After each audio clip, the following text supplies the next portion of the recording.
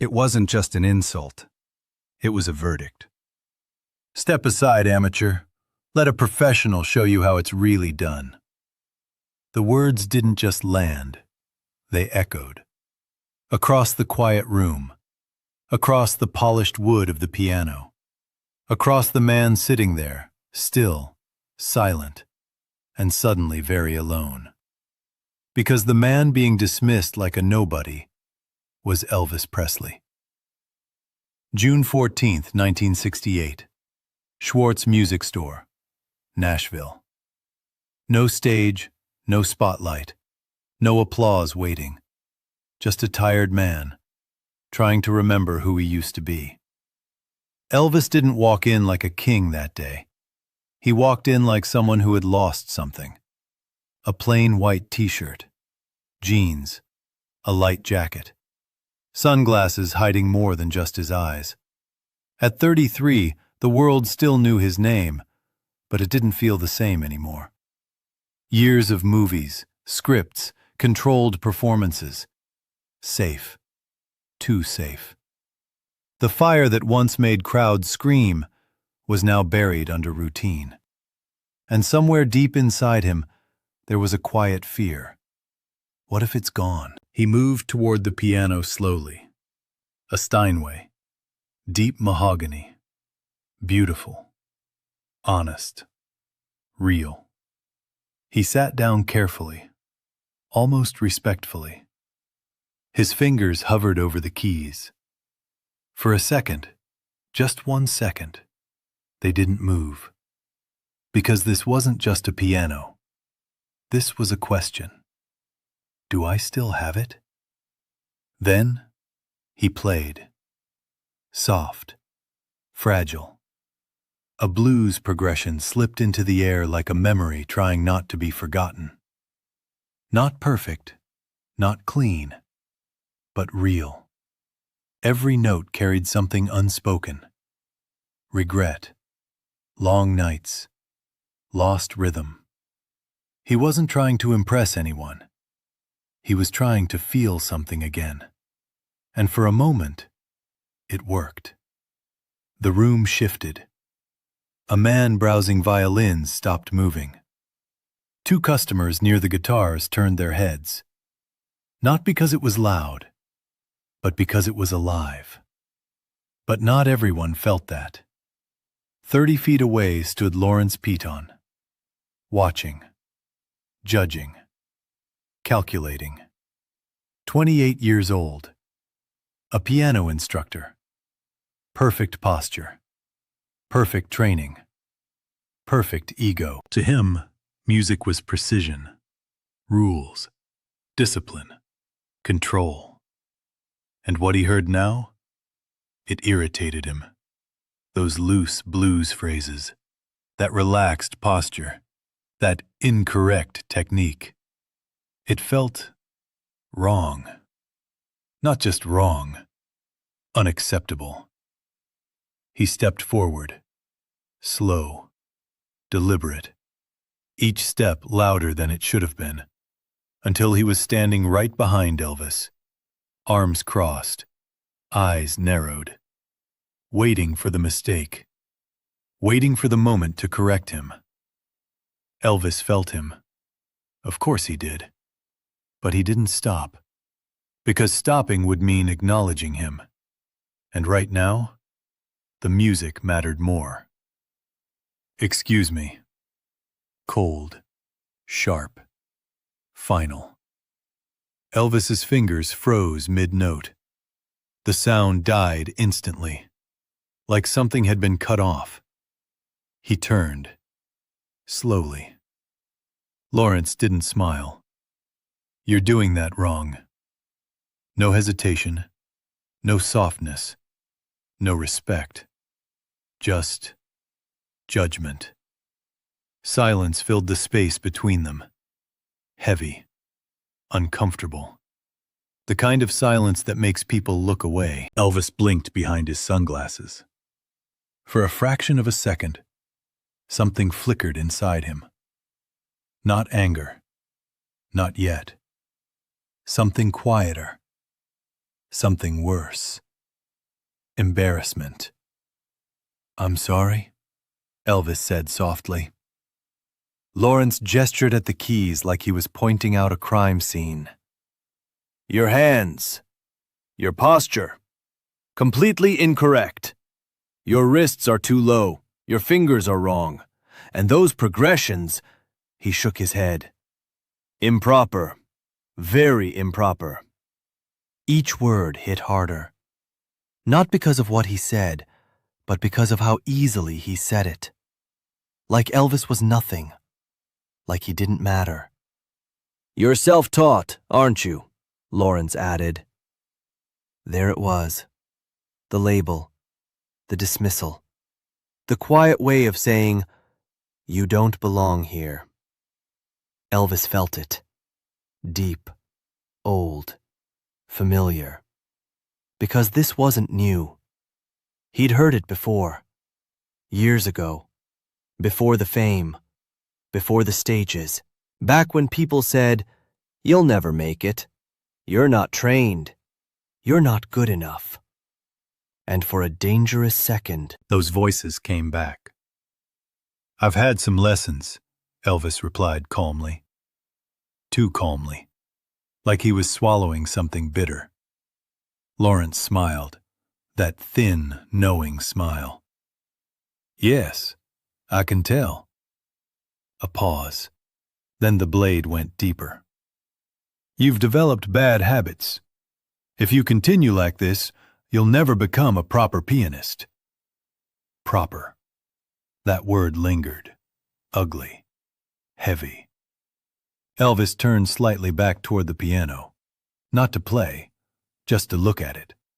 As if asking it silently, "Is he right?" Before he could answer himself, "No, wait." Lawrence stepped closer. Closer than necessary. Invading the space. Taking control. "Move. Let me show you how a real musician approaches the instrument." Something shifted. Not outside. Inside. Deep inside Elvis. A line had been crossed. He could have ended it right there. One sentence. One name. And everything would have flipped. The respect. The tone. The entire room. But he didn't. Because this wasn't about proving who he was. This was about something else. Something heavier. He stood up. Slowly. Quietly. And stepped aside.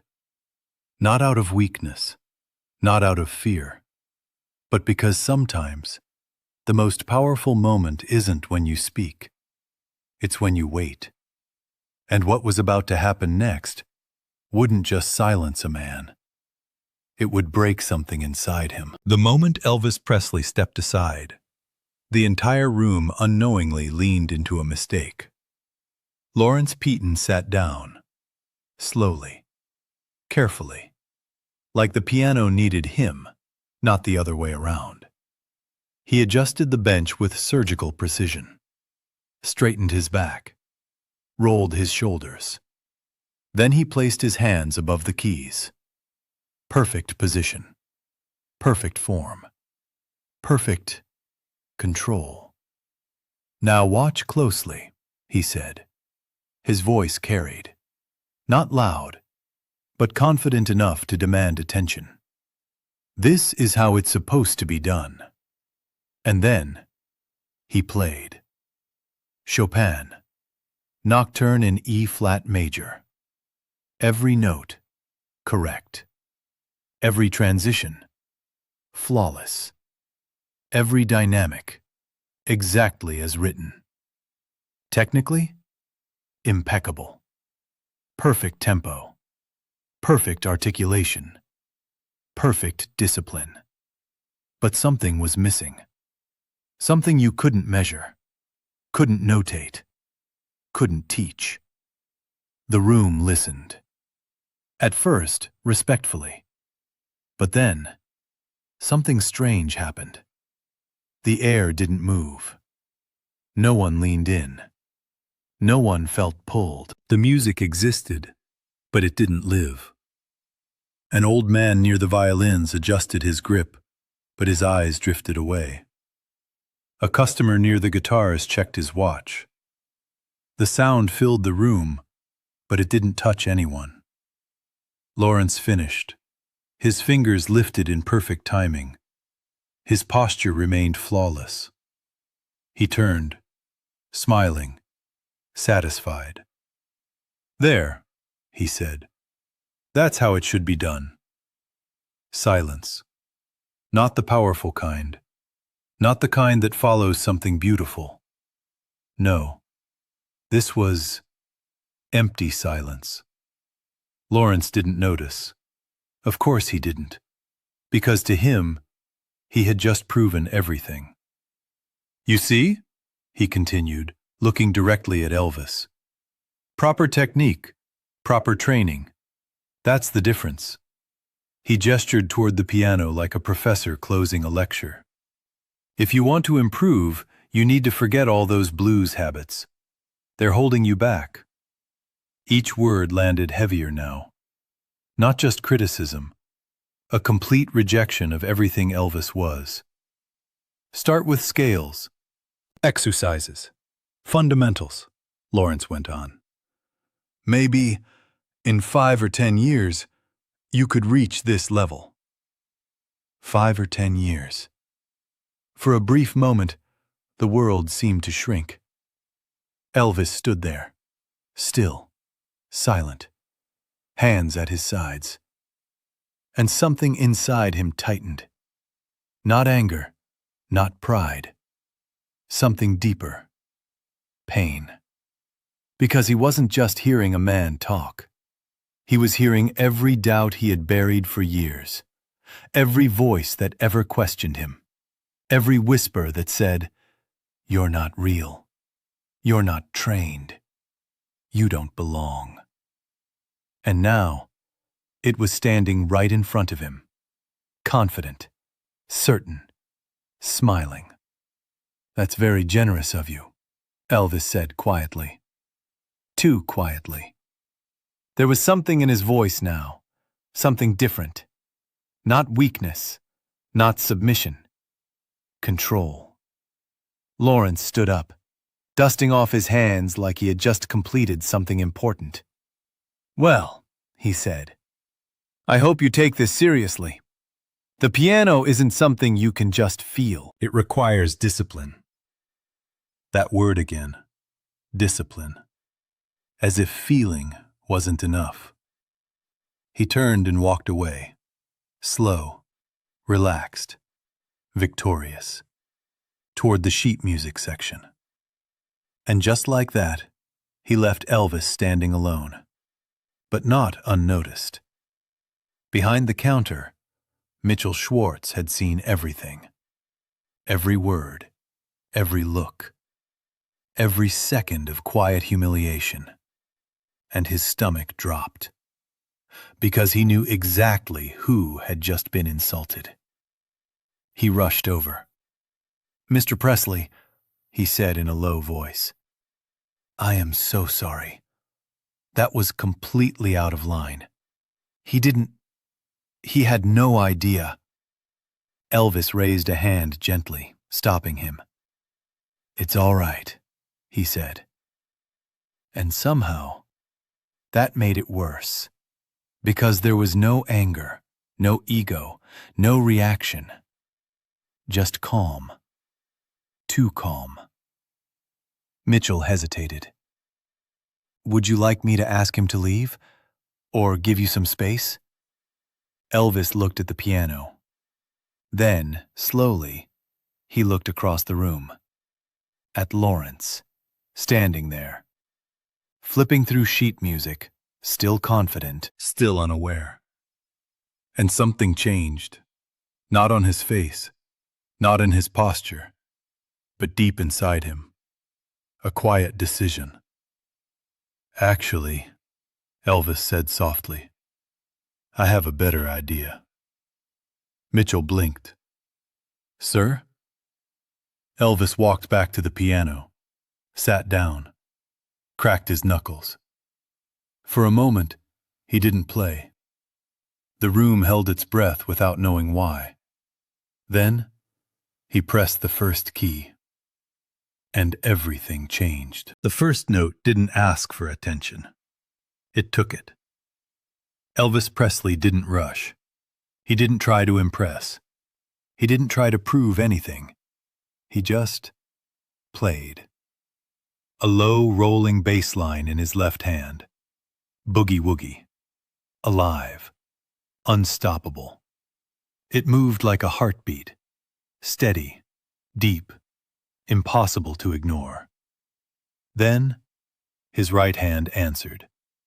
Soft at first. A melody that didn't follow rules. It followed feeling. And suddenly, the room woke up. The old man near the violins froze completely. A customer mid-step stopped moving. Even the air felt different. Because this wasn't just music anymore. This was something else. Something raw. Something human. Elvis leaned into the keys. Not perfectly. Not correctly. But honestly. The piano didn't sound like an instrument anymore. It sounded like a voice. It whispered. It cried. It remembered. Every note carried weight. Every pause meant something. Every imperfection made it more real. And then, he shifted. The rhythm changed. The blues melted into jazz. The jazz rose into gospel. And suddenly, it felt like there should be a choir behind him, like something bigger was building. But there wasn't. Just one man, one piano, and a room that couldn't look away. Across the store, Lawrence Peaton stopped. The book in his hands didn't fall. Not yet. But his fingers tightened around it. Because something inside him didn't understand what he was hearing. This wasn't clean. This wasn't controlled. This wasn't proper. So why did it feel right? Elvis's hands moved faster now. Not mechanical, not calculated. Free. His incorrect posture let him stretch across the keys effortlessly. His bad habits created something no rule book could explain. Loud, then soft. Wild, then gentle. The piano breathed. And for the first time that day, Lawrence felt something crack. Because everything he believed, everything he built his identity on, was being challenged in real time. Not by argument, not by theory, but by truth. The final notes came quietly. No dramatic ending, no show. Just a soft, lingering chord that stayed in the air long after his fingers left the keys. Silence. But this time, it was different. It was heavy, full, unavoidable. And then, a single clap. The old man. Then another. Then more. Until the entire room was filled with applause. Not loud, not wild, but real. Lawrence didn't move. The book slipped from his hand, hit the floor, hard. The sound echoed louder than it should have, because in that moment, something inside him collapsed. Mitchell stepped forward quietly, placed a hand on Lawrence's shoulder. Lawrence? He swallowed. I'd like you to meet someone. A pause. This is Elvis Presley. Time broke. Lawrence's face drained of color. His mouth opened, but no words came out. His mind raced, trying to rewrite everything that just happened. He had corrected him. Dismissed him, told him he needed years to improve. He had tried to teach. Elvis Presley. Elvis stood up slowly, walked toward him. No anger, no pride, just calm. He extended his hand. Nice to meet you, Lawrence. That was it. No sarcasm, no humiliation in return. Just kindness. And that hurt more than anything. Lawrence's hand shook as he took it. I didn't, I mean... He couldn't finish. Elvis bent down, picked up the Beethoven book, gently handed it back. You play beautifully, he said. And he meant it. Lawrence looked up, confused, broken. But can I tell you something? Elvis added. Lawrence nodded, barely. Elvis glanced toward the piano. Music isn't about being right. A pause. It's about being real. The words landed deeper than any insult ever could. You played every note perfectly, Elvis continued softly. But I didn't feel anything. Lawrence flinched. That piece, it's a night song, Elvis said.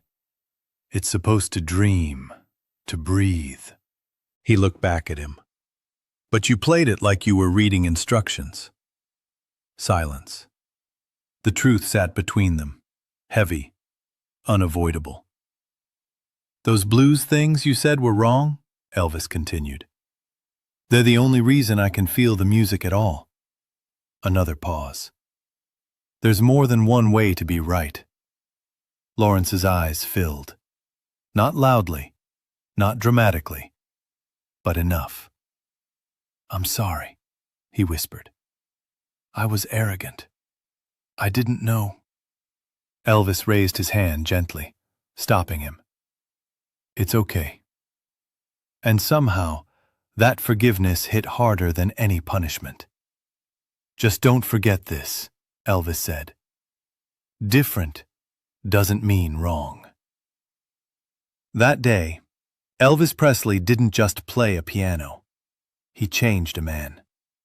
Years later, Lawrence Peton would become known not for perfection, but for connection. He would teach differently, listen differently, feel differently.